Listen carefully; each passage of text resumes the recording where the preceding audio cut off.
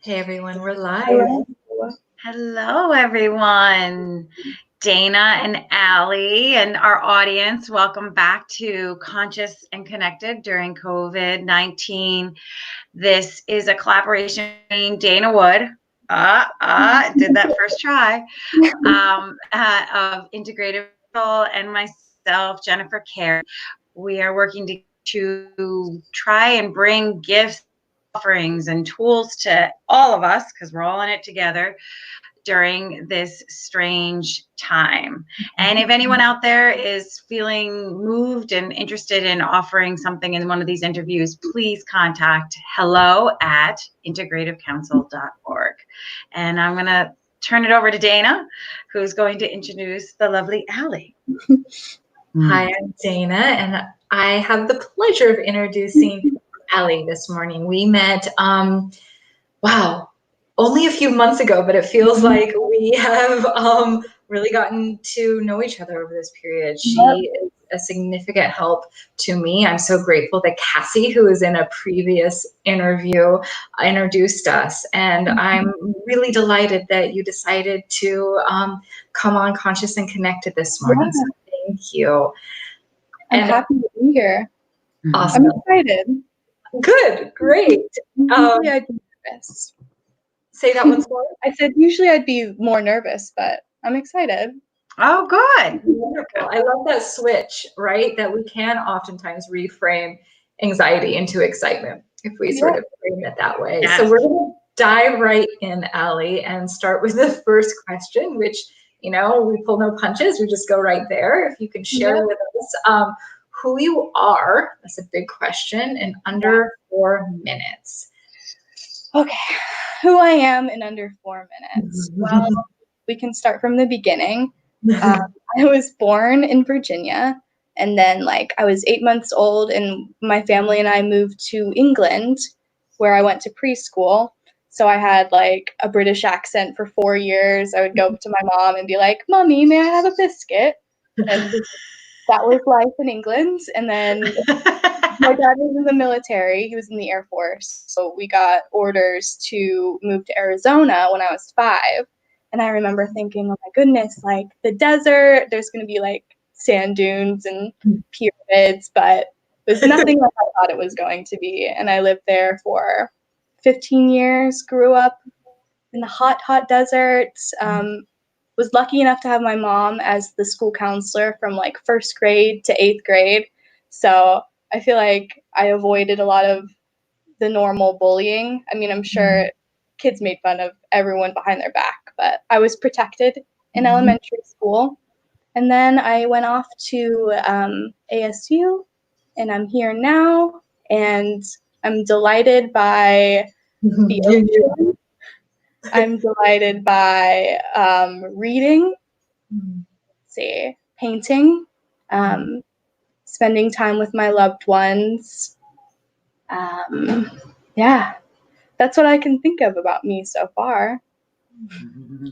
So you have already done a significant amount of travels and living various places. Yeah. And, oh man, you shared with me something that I thought really defined you so well, but you're going to have to remind me of the phrase you use. But essentially it's you're able to go in as sort of this quiet undercover, and yet you make a really large impact in a way that is quiet, is still. I'm an observer. You are observer. Yeah. I watch and I take everything in, and then I'll say something and people will be very surprised at what I said because I'm usually so quiet.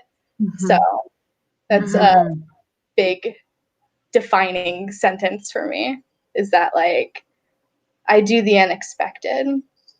I was pretty quiet in school too, so watching and listening. Say that once more. Watching and listening. You always are. I can see with those eyes. Yeah, you're taking in information, you're downloading. Yeah, I'm downloading. Yeah. And then I notice you're very eloquent. You say a lot in a little bit of. Yeah. Thank you. That's what I try to do. I feel like I don't want to go on for too long. I like to pick that one word that just describes everything. If I could just have one word and say it, you know, and everyone would understand it. I think you do it. New language will be formed during this quarantine. That's a beautiful gift. And I'm just aware. So chronologically, you're younger than us and a number of people we've had on Conscious and Connected, but similar to Cassie in this way, like just full of wisdom beyond your years. And again, I know for sort of a traditional introvert, I just applaud you for coming into this sort of platform. Yeah, I feel like I'm less of an introvert than I thought I was when I was younger. I'm very quiet and I can be shy, but I'm not drained by people. I like people. They're interesting. I like so you're a good balance. Yeah, I feel like I'm in the middle. I'm an ambivert. When I've had too much of people, I feel really good to go back to my apartment and decompress. But then after a while, I start to miss them. Yeah. Good balance. So please tell us, Alli, what have you been doing during this time to stay conscious and connected?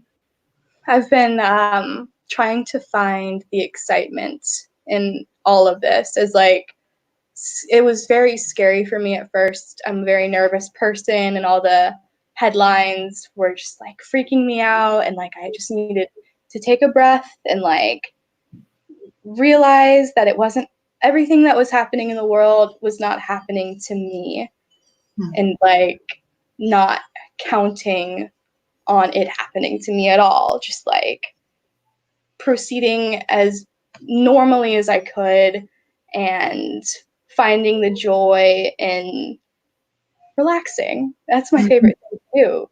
When I heard that we were going to be on quarantine, I was like, a time where I don't have to be forced to be productive. This sounds pretty nice, you know?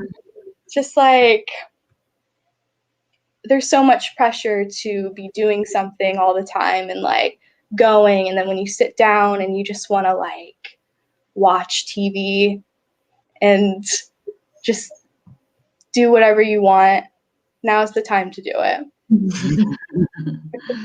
And people are getting sick of it, I'm sure, but I love the things that I've been doing during this time, like going on more walks and like as I'm walking, being curious about what I see and like making sure that I'm observing everything around me so that like that time isn't wasted, that I'm still like gaining more knowledge without even like watching TV, you know?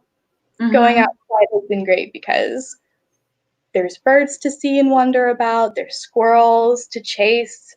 If you want to chase a squirrel, we've been doing like playful things outside, like children. That's been one of the most helpful things for me, I think, is like being a child, because it reminds me of summer vacation. Like, I love your reframes. In Arizona, it was always so hot, and I always felt like I was trapped in my home and I couldn't do anything. And me, my mom, and my sister would get very depressed because like there's nowhere to go when it's that hot. There's nowhere that it's fun to be at. And it was just like swimming, reading, like a big stack of books I would read. So it's like been a lot like that. And I was able to do that during the time, so I can get through this. So it's amazing how you initially were very anxious but you quickly did this reframe and just changed it and said, no, this is a chance to slow down. This is a chance to relax. This is a chance to be able to just be present and enjoy the wonder of things. Yeah. And part of being a kid, I feel like. I remember being like 6 years old, like it was yesterday, but like time has gone by so fast. But I can remember like how I felt then, and how I kind of go back to that point and think about how my mother would talk to me, like how she would comfort me, and kind of like do the same thing in comforting myself. Like one of the biggest tools that's helped me, which goes into my gift, which would be connecting to childlike wonder. I made a playlist for myself, and that I've been listening to, of all the songs that I listened to when I was a kid. And it's like, it's funny stuff to remember. Like, it's a little bit of what my mom would play in the car, and a little bit of like what was on Disney Channel. So I have like a mixture of Lenny Kravitz and then like Avril Lavigne and Hilary Duff. So it's like, love it. all those memories are flooding back, and I've like gone back on to all the old websites that I used to go on when I was a kid, and like playing games, and like really getting in there, like really getting into that mindset of like my 6-year-old self. And it's been really, really comforting. Yeah. Yes. I mean, what a beautiful gift to share, is how to tap back in to that childlike place of curiosity and amazement and wonder. And so music, it sounds like for you, is one of the things that, and again, how the brain is structured, we don't have to go into all that right now, but music is a shortcut to those memories. And it sounds like even revisiting the websites and playing some of those games, I'm curious what that has allowed you, now that you have a place of sort of ability to have reflection on that childlike wonder. So you're like reliving it, but also in that observer seat, right? I'm curious what that has allowed you to experience during that time. It's allowed me to experience like a lot of joy. Like the only thing that I can compare it to is like that feeling that you get as a kid when you know Christmas or your birthday is the next day, and you're just so excited because it's not like been tainted by anything, and like that pure excitement is like what I've been trying to get back, especially being in college and high school. Those were some tough times, and like I thought that I had lost it, but then by creating these playlists and like looking back in time from like a brighter perspective has helped. I love that, because I was just thinking earlier, like, your mom did an amazing job. Just the way that you felt protected, because she was the school counselor, and what an amazing feeling for a child to have. And just this joy when you reflect back, you can actually feel off of you. But I love how you've also said that it's the lens in which you're looking back to childhood. You're specifically looking back for these positive moments, because there are difficult times, right? We all spend our adulthood trying to like heal whatever happened in childhood, but sometimes we forget that there's really, really precious positive aspects of it. Yeah, even if you had like a not so great childhood, there's still like things that you do as a kid that's just so pure, just like the wonder, the curiosity, and like not having to pretend like you're certain about things. Like, you don't have to be certain about anything, and it doesn't matter. And that's like the best part, and something that I struggle with is trying to convince everyone that I'm certain. And in this time of uncertainty, this like big major cloud, it feels like it's good to just let that all go and just ask questions and wonder and look around you. without being anxious. Again, those wisdom beyond your years, because man, if we can all tap back into and find ways, right? And there are tangible ways to tap back into that wonderment and remembering in a felt sense what it was like the night before Christmas, right? Or your birthday or summer break or any major event as a child. And then that being able to let go of this place of having to always be certain and right. Because what child has to be, right?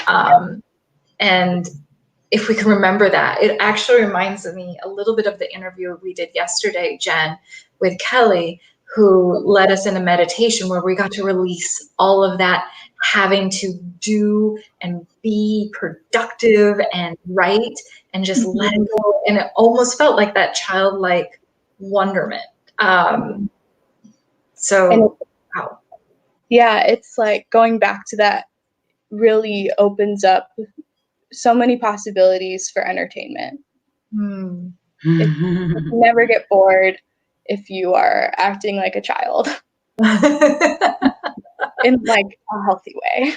You're still cool. You know, go chase a squirrel if you want, right? Yeah.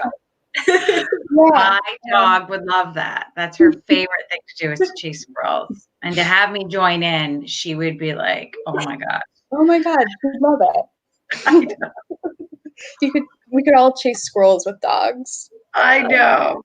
That's so true.